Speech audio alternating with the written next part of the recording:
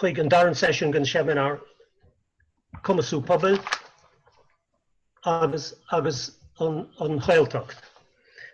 Séir de hiigim leis an termíocht Cumasú Pobail ná Ghaeltacht Pobail ceannaireachta fhorbairt a cheantar hain.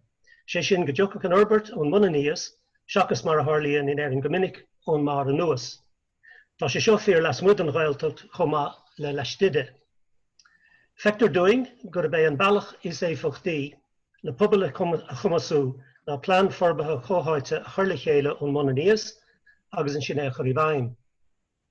Ní chiallaíonn sé nach bhfuil ról ag sanolaithe nó leis na núdarás cuí a bhallairt atá fíor, ach an athróch nádúr an chadramh leis na hinstitúdaí le go mbeadh sé níos cothramí agus go mbeadh an mach an lár nó crí an chníomh ag go bobal seachas ag na núdarás, ag na húdarás. Bhuail nua freisin go bhfuil an próisis chun phleanna fhorbairt chomhtháiteach leis an tara, mar is tríd a bróisis go dtigeann an Pobail na Lancashire atá thora, an míneach atá iontu agus na féidireachtaí atá ann. Tá súlaging go mbeadh sibh tanamh an Sheimineár seo, tá panel anspéisiúil aging chun an tábhachtach seo hiaralaing agus an taithí acu ar fad ag obair i measc go Pobail.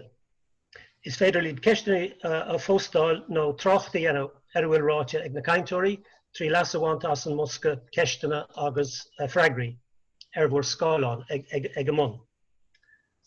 Fágamid freigart na gceist agus nochtú na dúramí go dtí go bhfuil na cainteoirí go léir críochna ach is féidir mhór geistenaí a chur ar ámar be i rith an teimineár.